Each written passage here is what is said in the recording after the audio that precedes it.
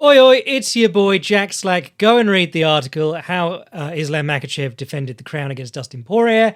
It's good. The fight was great. I'm going to give it praise here, but you're going to want to go and see like the diagrams and stuff. If you don't read very well, there's an audio track included, read by yours truly. Keep in mind, we're going to circle back to how great that fight was in a minute. I have to open by saying, oh my God, what a terrible card. And sometimes I get on here and I have a moan about the cards because I remember better. You know, I've been around this a long time and I have watched the decline in the last few years of the product and I remember better. And people go, well, come on, Jack. There were some good fights on that card. And I think, oh, maybe I was a bit harsh. But this card, universally, MMA fans agree that it was a bunch of trash. Unbelievably bad. And there are cards that don't have many finishes and they're still good because there were good fights on them. But this was the most ho-hum of cards I've ever seen. Even the fights that you were like, oh, well, that should hopefully save us from this incredibly boring event so far. 9 fights in, I go, well, Nico Price and Alex Morono, they always have fun fights. They come out and they have a couple of scrambles in round 1 and then they immediately gas and they're moving at like 0.5 times speed the rest of the fight. Randy Brown and Zaleski, anytime something interesting started to happen, Randy Brown would gouge his fingers into Zaleski's eyes. And apparently Randy Brown reviewed these new gloves on his YouTube channel and was like, oh no, it's not going to stop eye pokes. And then he poked Zaleski in the eye 3 times and the ref did nothing. But anyway, positive stuff. Islam Makhachev versus Dustin Poirier. I thought this fight was terrific. And I might be biased because, well, I think we were all biased because we'd sat through some of the worst fighting we've ever seen. But double surprises. Makhachev's boxing looked sublime. Dustin Poirier's wrestling and ring position, way better than I ever could have hoped. I was not hyped for this because I recently rewatched Dustin versus Khabib. And I said, you know, it doesn't matter about the cage wrestling because what Dustin did was he came out, he'd throw some punches, Khabib would throw some punches, he'd step back. Then he'd re-engage and then he'd step back. And it was always on a straight line towards the cage. So 15 seconds into any round, or 3 exchanges into any round, he hit the wall and he was there for the rest of the round. This one, he did a great job of staying off. We'll start at the top. I mean, the article is laid out differently. I've talked about cage wrestling first and some other stuff that I thought was really important on the Tekka's side. But most of this stemmed from Dustin Poirier trying to stay on the front foot and he was using the jab and dip. Because you got to remember this is a southpaw versus southpaw matchup, which is, it changes a lot of things. It's why Islam Makhachev's lead hand was so much more active. And he was able to use his jab and lead hook in ways that he normally isn't.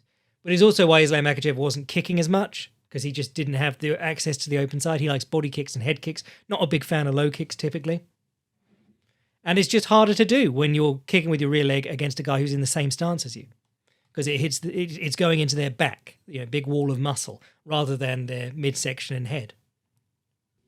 Sip of tea. Oh, I hit the perfect spot. I make what I call shit tea for these podcasts. I put a tea bag in a cup and I put some hot water on it. And there's about 10 seconds between it being underdone and getting stewed, and I just hit it then. But you saw Poirier came out. He's using the jab a lot. He jabs well against orthodox fighters. It was interesting to see him against another southpaw because he was really going to the jab, and he was jabbing and dipping. And the jab and dip I'm always on about, and I always reference Roberto Duran about this point, because jabbing and dipping, if the opponent's countering you, you jab and you dip, and then you throw your counter, or you throw a shot and you will counter them, countering you. But Poirier was jab and dipping, or jabbing and dipping, because he expected Islam Makhachev to level change. So there's a couple of moments in this fight where Makhachev does level change after Poirier's jab, and Poirier stops him, and you go, oh, that's what that's about. But it was that, the jab was pretty good, and the dipping afterwards, and moving Makhachev back, because if you don't want to be on the fence, you want him shooting out in the open. And this is not a secret. These guys are not just better against the fence, but there are very few repercussions for failing a takedown attempt against the fence, because you just recycle and go again. I mean, James Krause made a team of like decent level journeymen out of just okay fighters at his camp, just by being very good at this wall stuff. Just going for the trip, going for the back, recycling. Every time something doesn't work, you just go right back because you got them pressed against the fence and you're on offense. Whereas if you shoot out in the open and you fail, there's more stakes there, and it's more effort, definitely.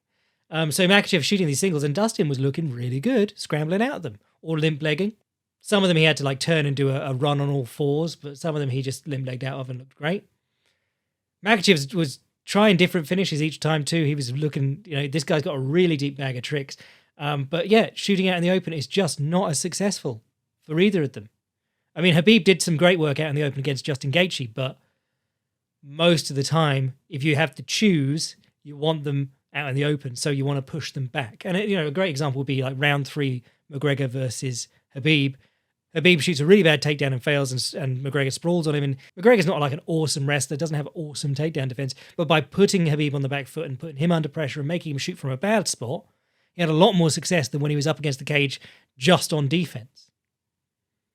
So that seemed to be a lot of Dustin Poirier's game plan, and it meant that like when Mackhachev picked up these singles, sometimes he'd try and finish them and Poirier would have to fight to stay up, and other times Mackhachev would just run to the fence. And we've always been talking about this, like if you cannot corner someone with your ring craft, brackets Sean Strickland in the co-main event, picking up the single and just running them to the fence is always an option. So Mackhachev did that a few times. He picked up the single, ran to the fence, and then got the single underhook pin and started working from there. But go read the article because there's some images of Dustin doing his counter work there, which was really good. Like he was typically with that single underhook pin, you're working against their other hand to stop them locking their hands. So if you watch Dustin versus Khabib, McGregor versus Khabib, guys who knew what Khabib was about, they get pinned against the fence with a single underhook and they're holding his other wrist to not let him get his hands together. And of course, McGregor at one point holds his glove, just takes 4 fingers inside like a jiu-jitsu grip on the sleeve. But Poirier did that too, and well, not the glove grab, but the holding the wrist. And if you hold the wrist, it's very hard for them to lock their hands and get the body lock, which is where they hit a lot of their best takedowns from. You get the body lock, you step a knee into the middle, and then you throw them off the fence. And if they go flat to the mat, that's great. If they release their whizzer and put their hands down, that's great. You go behind them. But that's the start of everything bad happening. Where Khabib had tried that many, many times and then eventually dropped his hands between the legs, lifted Poirier and McGregor by the crotch and kicked out their standing leg. That was like a late move for him. He'd been trying everything else first. Mackhachev storms across the ring in round 1 and does this within the first 20 seconds. He's like, well, I don't need to try everything else. I know you're going to try and stop me from body locking you. So straight to the crotch grip and lift.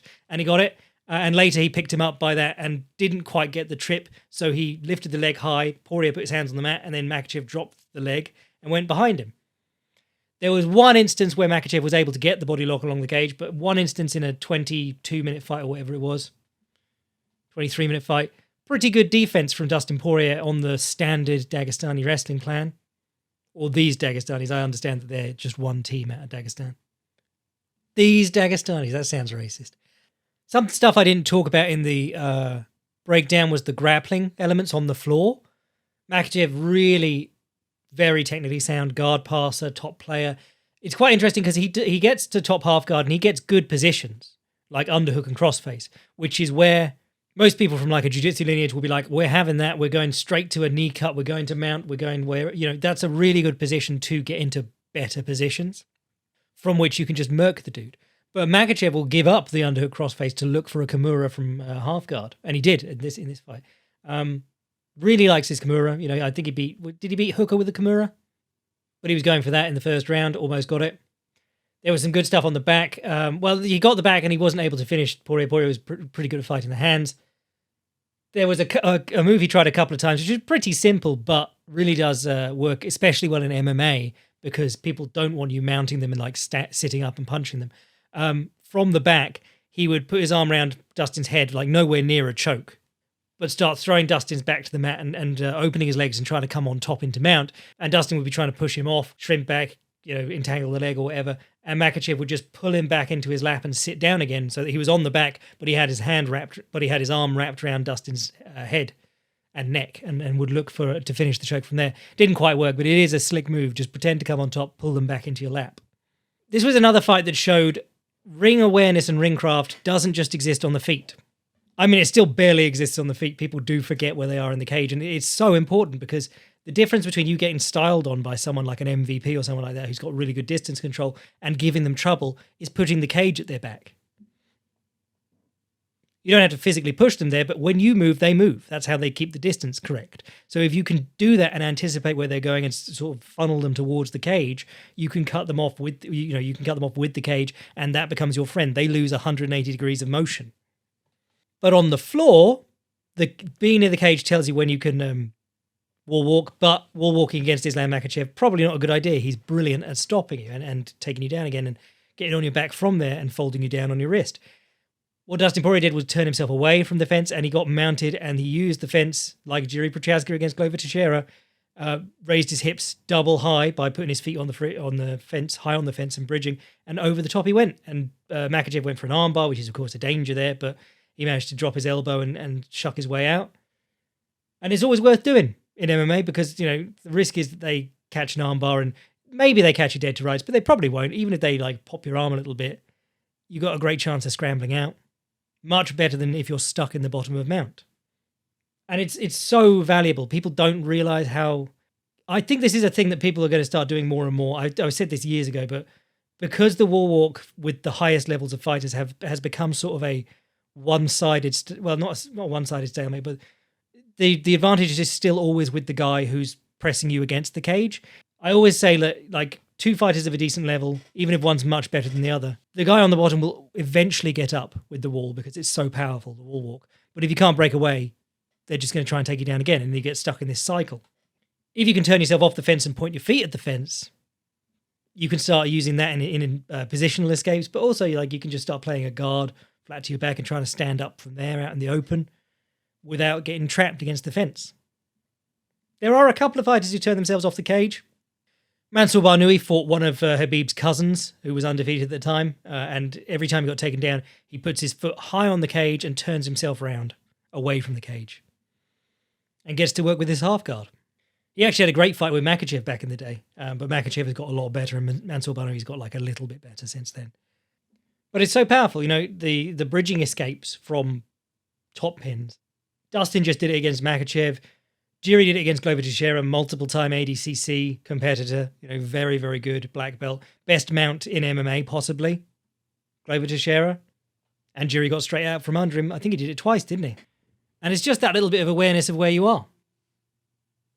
Because whether the guy's in side control or mount, not so much like half guard, but side control or mount, you can move yourself around the cage with them on top of you. Most of the time, between them trying to strike you and so on. So you just had to place yourself in the right position and look for it. I think a lot of people still just find it like opportunistically because of where they've fallen. But there are some guys who hunt it out. And it's not a new thing either. Ken Shamrock was doing it against Tito Ortiz back in their very first fight because that was before the wall walk really caught on. That was a Chuck Liddell sort of innovation. Tito Ortiz took people down and pushed their head against the cage so that they couldn't shrimp backwards or use a guard. And Ken Shamrock reaches high on the cage with one arm and one leg and pushes himself around. I think he might have grabbed the cage. It might have been legal back then, but I don't think it was. But it was an interesting idea that you don't see very much. Boxing-wise, I didn't put a lot of examples in my article because I was just like, there are loads of cool combinations and it would take forever for me to just put them into diagram form and just to say, look at this cool combination. But Mackhachev, like I said, lead hand dexterity. This opponent, because he's not an orthodox fighter, because his lead hand's not clashing with their lead hand constantly, he's able to jab and hook like an orthodox fighter against an orthodox fighter. So he was using 1-3-2 jab, hook, left straight. Love that. He was using what I really liked was that he was using circular shots to set up straight shots. So he'd throw like overhand left, right hook, left straight, or big right hook and then pump the jab afterwards. Getting Dustin's arms up and guard up and then popping things down the middle.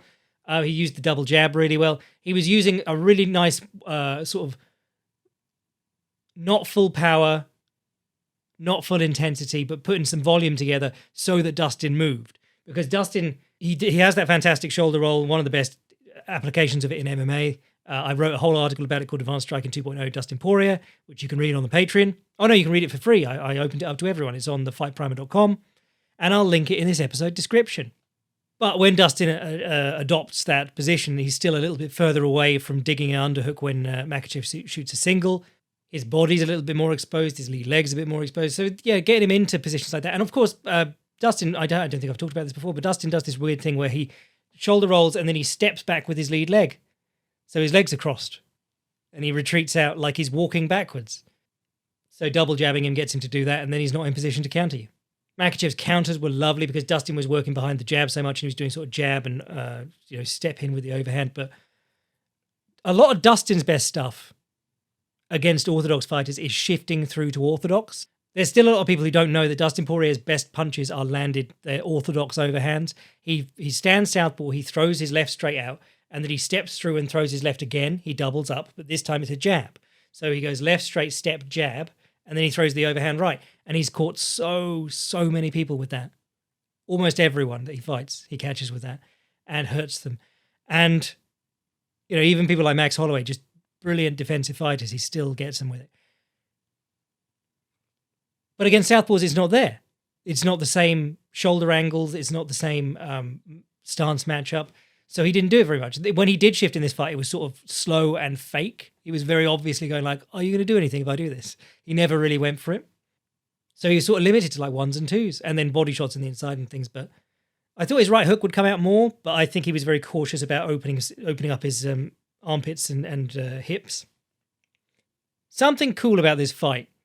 There's only been a couple of fights like this, and they've been really high-level fights. They've been at the top of the division. In fact, there were two on one night. It was Machida versus Weidman to a lesser extent, and then the Lawler-Hendricks fight, whether that was 1 or 2, on the same card.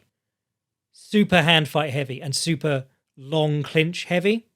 By which I mean they were sort of boxing, but then they were also sort of grabbing each other, and they were wrestling, and they were punching while they were grabbing each other, and it all flowed together, and it was a bit messy, but it was also really high level.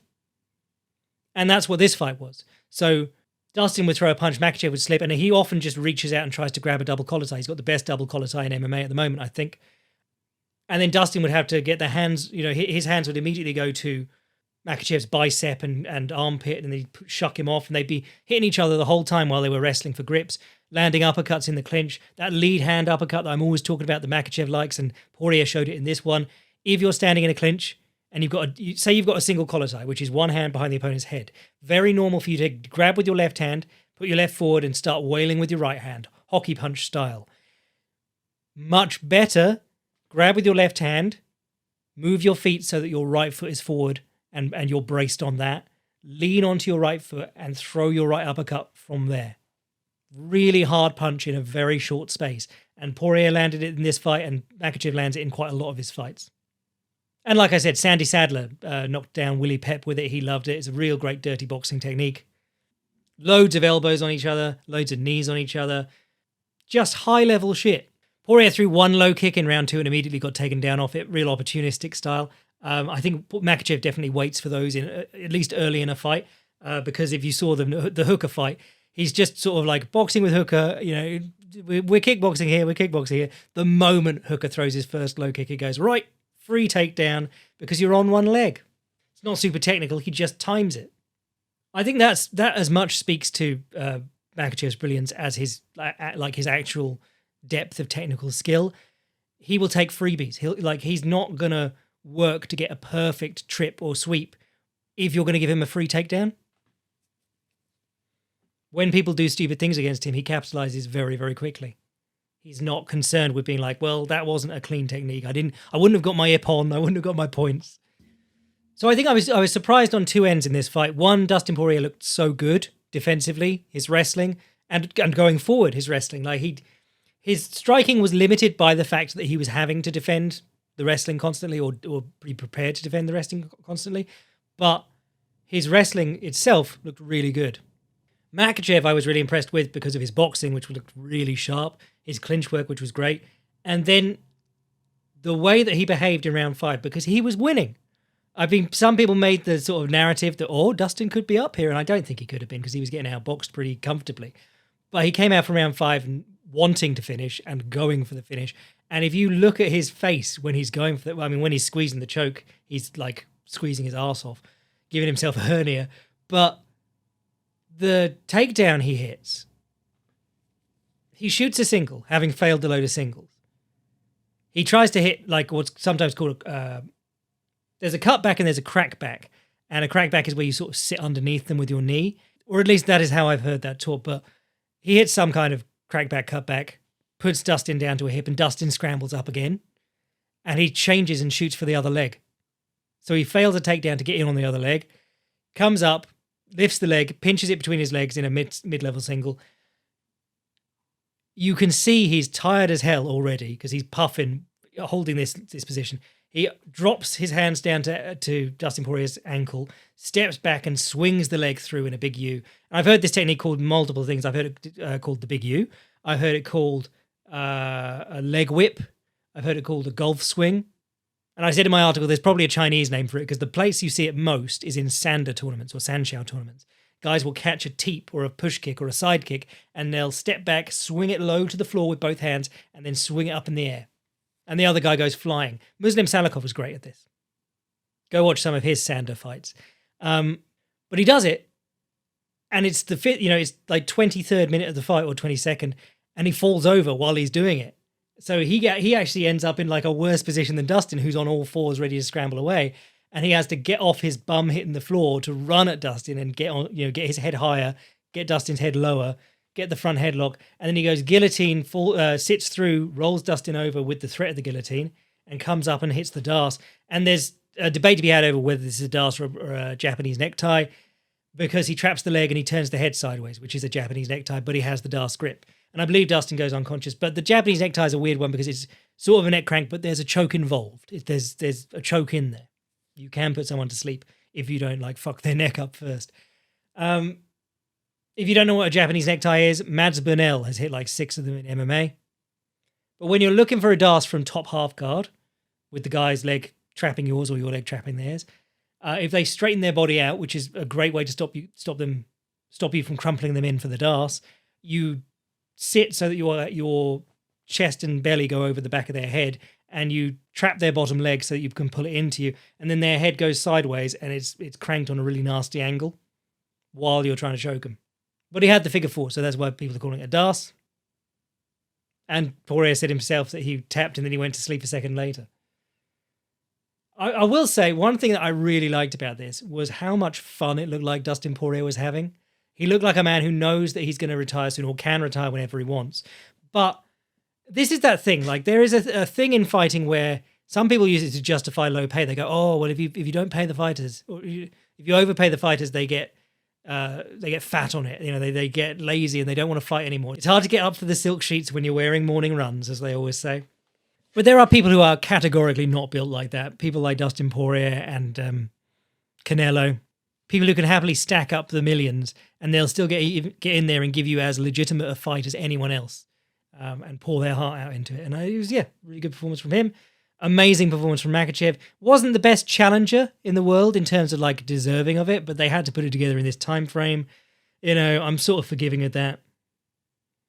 Obviously, we'd all rather Sarukian. He wants Leon Edwards. I think most people came away from this fight impressed, but also like Leon Edwards is a really good clinch fighter, defends a takedown very, very well, and he's bigger. He's also massive for his weight class. Like if you've seen him and his brother together, he'll corner his brother in Bellator. His brother's fighting at middleweight, and Leon's bigger than him. And I'm sort of torn because I think that's an interesting fight. I would love that, but it really does annoy me how it ties up like divisions. And I know the thing with lightweight now is that people will say, oh, there's no one for him, but he hasn't actually fought a lot of those guys at lightweight. You remember on the way up, it was all, oh, everyone's ducking him, but like no one's ducking you now. You're the champion.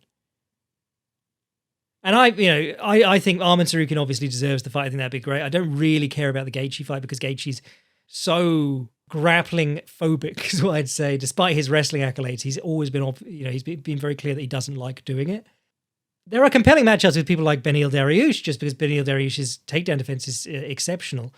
But obviously he lost to Oliveira, or Arman Tsarukyan, so there's no hope with that. Oliveira's still floating around the top, so there's that.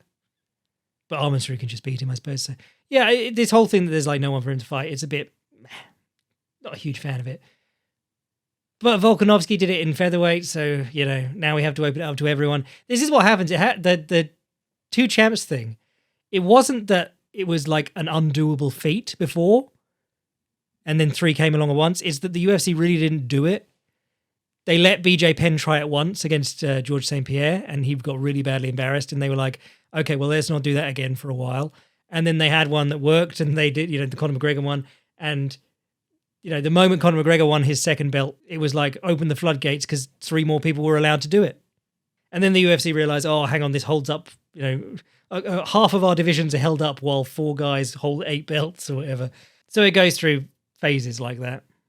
For Dustin, I think people were hoping this was sort of like a big send-off, but he was really competitive and he still has really fun fights. So, he's already said like he's wealthy enough. He's got his hot sauce business and he's been very well paid. In an era where the UFC is trying to like not have stars anymore, Dustin Poirier has sort of become a star. So I hope he hangs around for a few more at least. Like I said, articles up on the Patreon. It's more detailed into the little things that I really was impressed by both fighters.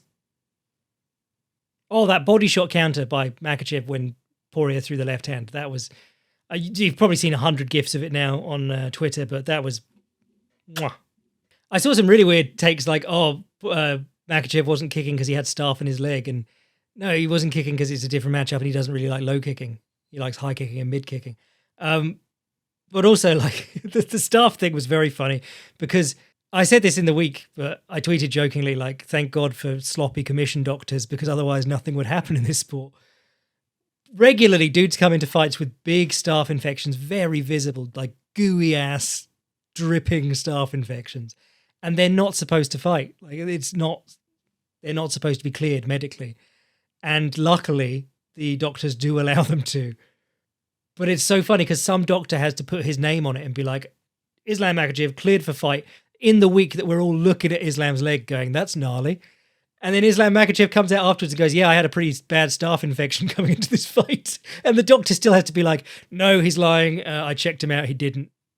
When they went to Abu Dhabi, they just, with their own commission, they had that girl with either a staph-infected pussy or ass. And she said it burst during the fight in her shorts.